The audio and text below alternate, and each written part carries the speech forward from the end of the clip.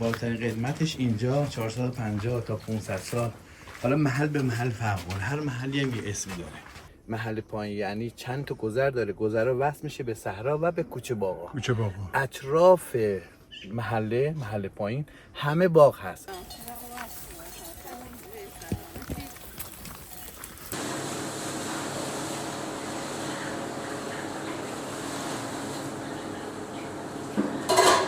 خونه ما خوب بشه. خود از کی خانه سید علی ها؟ پس این ثباتا آقای صادقی دست نخورده، یعنی قدمتش به چه تاریخی برمیگرده؟ این محل مال 400 سال 450 سال پیش. 400 سال. این محل داره. سنگ تاریخش هستش، کتیبه‌ای که برجا مونده. انشالله. سلام. سلام علیکم. خسته نباشی. خدا قوت.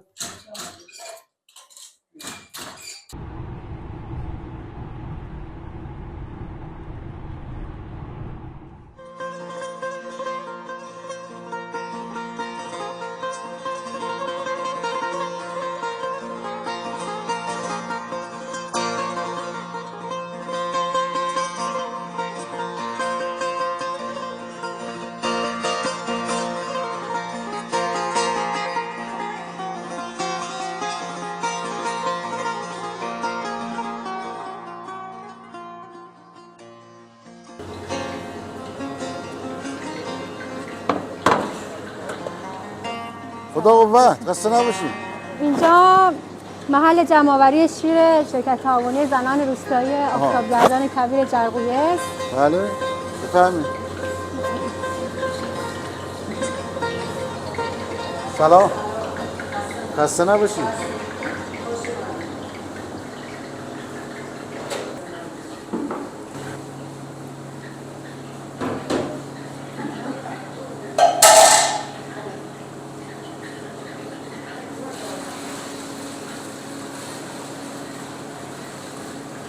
شرکت تعاونی روستایی زنان آفتابگردان در سال 1387 با 32 نفر از خانم‌های روستا به ثبت رسید با هدف احداث ایستگاه جمع‌آوری شیر که چون توی روستا ایستگاه جمع‌آوری شیر ما نداشتیم و به خاطر اینکه حالا کار دامدارا راه بیفته، دامدارا شیراشون رو میارن اینجا جمع‌آوری می‌کنیم.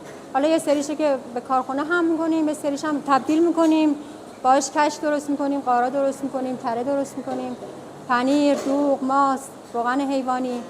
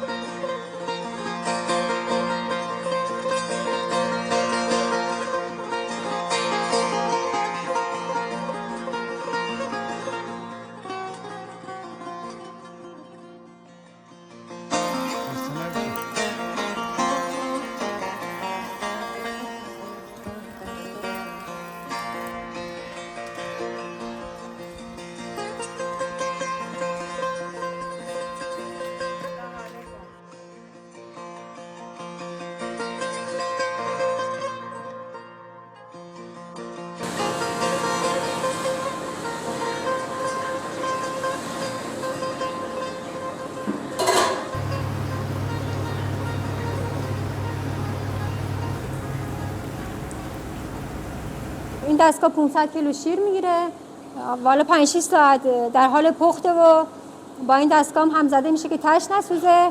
بعد از اینکه پخته شدن، ماسا پخته شدن، با این دستگاه داخل این خورجینا میریزیم.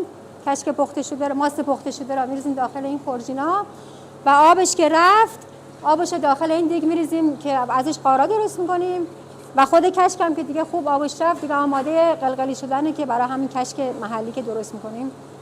خانوما میان 3-4 نفر از خانوما هستن که میان قلقلیش میکنن و برای فروشش هم فضای مجازی هست که اینترنتی فروش داریم، هم که حالا عمده فروش میاد میبره برای فروش، روستای همجوار میان میبرن برای فروش میبرن مغازه را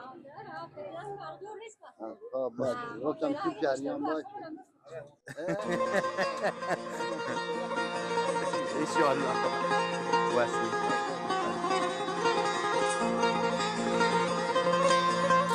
سلام علیکم. احوال شما؟ خدا قوت. سلام بفرمایید، عجب. بفرمایید. زحمت نکشید. یا الله. سلام آقا بفرمایید. خواهش می‌کنم، بفرمایید.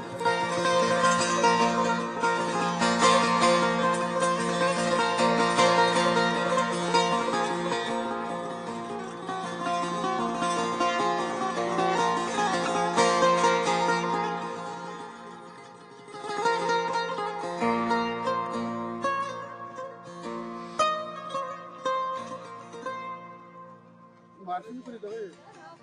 بله. حاج آقای نیکبخت، حاج آقای نیکبخت، حاج آقای نیکبخت. به به. آقایان اینجا آره. سلامت باشید. اینجا اکثرا یعنی آره، 50% نیکبخت 50% صادقی هستن. بله. حاج مصطفی، حاج عباس، حاج احمد. به چه کاری مشغولید؟ فعلا که بیکار کشاورزی. کشاورزیم دیگه نمیتونیم کار کنیم. چرا؟ بازنشست شدی. آها، بازنشست. آره. کشاورزی اینجا چیه؟ گندم جو سبزی شنبلیده چوندر جو خوبه؟ شبت آره رعیتش خوبه انشالله. خوش میکنن بیشتر سبزی‌ها را. بیشتر خوش میکنه. آره. قبلا میرفت اصفهان بار، ولی اخیرا دیگه حالا توی محل خیلی‌ها اومدن سبز خوشگون زدن. یالله با هماهنگی جهاد مجوز گرفتن یه محل بهداشتی و سبزی‌ها را خوش میکنن، بسته‌بندی میکنن، میدن بازار. نمی‌دونم. خیلی مرغوم به آره. صرفه تره. من که شبیه تر کردم. خونه ما هم خوب بشه. کل از کی همین اگه بگوی چقدر دیگه خدا میدونه از وقت میره از یر میره. گفتم قربان اون که شما شورا بودی. خب به فروشنگ میخریم، حرف نیست که. خدا هم میتونه. ببین کیه اینا بخری بلکه خونه ما هم خوب بشه. انشالله. شرمنده روز دعاتون میکنم. سلام. غیر از زحمت و 1337. 1337. چند سال پیش میشه؟ وقتی چرا رنگش نرفتی آقا رضا؟ خب رنگش رنگ خوبی بوده دیگه. بعد دیگه رنگ کرد. رنگش همون رنگ چیزه. این بر میره برای صحرا، این برم باز کسوبا و چیز هستش.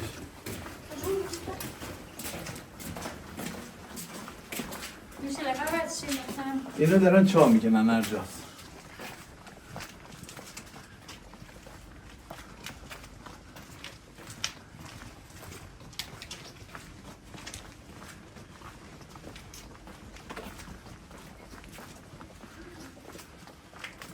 پس این ساباتا آقای صادقی دست نخورده، یعنی قدمتش به چه تاریخی برمیگرده؟ این محل مال 400 سال 450 سال پیشه. 400 سال. این محل داره.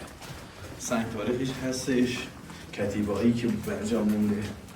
ولی از چشمه قلعه مال تقریبا حالا این آثاری که هستش مال 800 سال پیشه. 800 سال. بله.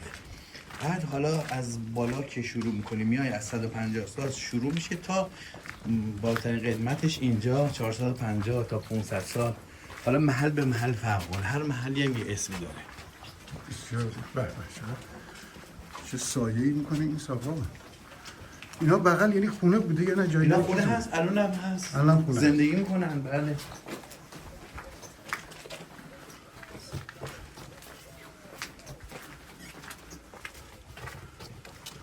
به چقدر زیبا. اینم کوچه باغاشه. کوچه واقعا. اطراف روستا ما از چشمه شروع کردیم اومدن. چشمه پایین عرض کردم که محل پایین بهش میگم. محل پایین کلا بافت قدیمه. از 150 سال حداقل شروع میشه بافت قدمتش تا این محلی که الان ما وایسادیم محله میر اسکندر بهش میگن. اینجا 450 الی 500 سال سنگ تاریخش هم اینجا هستش که سنگ تاریخ ما جمع آوری کردیم و حفظ و نگهداری کردیم.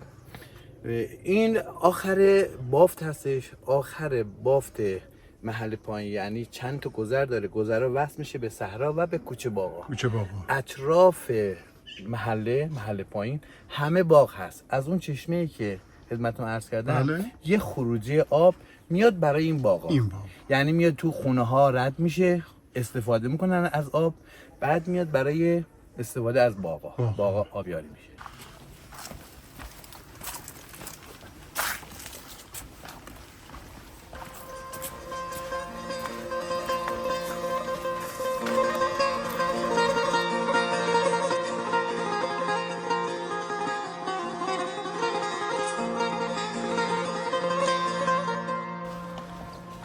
آقا اینجا باغای اناره، بیشتر اناره. آره بیشتر اناره.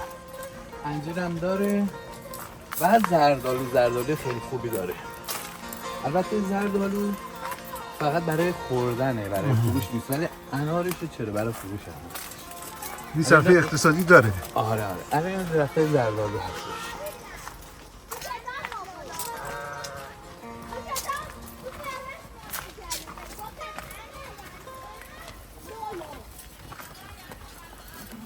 خسته نباش. سلام. حالتون خوبه؟ خوب هستی؟ سلام. سلام علیکم. سلامت باشی. خسته نباشی. سلامت باشی.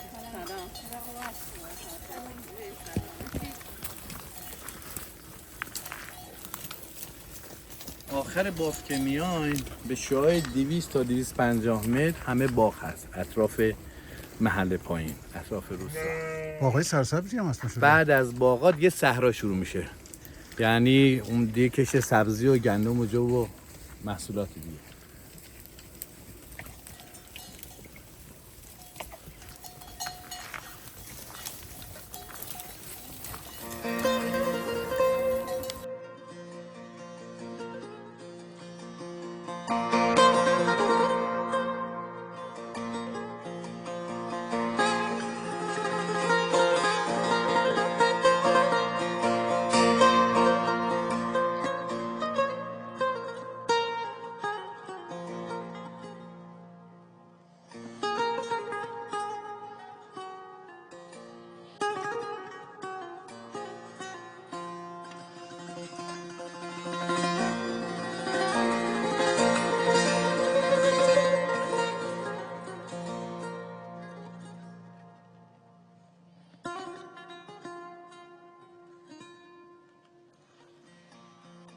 فروشگاه مصرف مواد غذایی تعاونی روستای زنان آفتابگردان. سلام، خسته نباشی. خوبی؟ سلامت باشی. ممنون. توی روستای ما حالا مغازه آنچنانی نبود که حالا مردم مایحتاجشون رو تهیه کنن. به خاطر همین تعاونی تصمیم گرفت که یه فروشگاه مصرف مواد غذایی دایر کنه و اون چیزی که نیاز اعضا و اهالی روستا تهیه کنه. سلام. سلام علیکم. خسته نباشی. خوبی؟ روستای مالواجر فاقد میوه فروشی بود، چندین سال بود که نبود میوه فروشی. بعد بنا به تقاضای اعضای تعاونی و اهالی روستا که از شرکت تقاضا داشتن که یه میوه فروشی رو اندازی کنیم.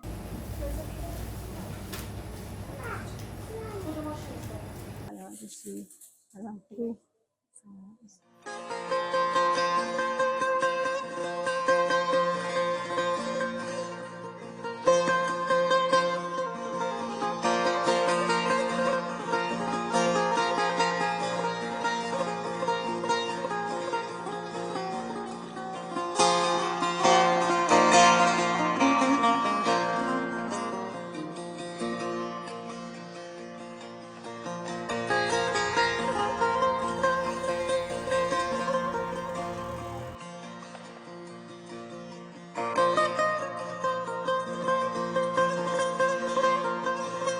اینجا هم پارچه بافی شرکت تعاونیه که یه سالی هست ما پارچه بافی احیا کردیم.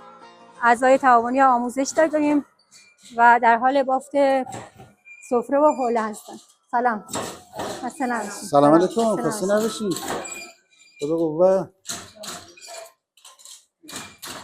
خانم این الان چیه میبافی؟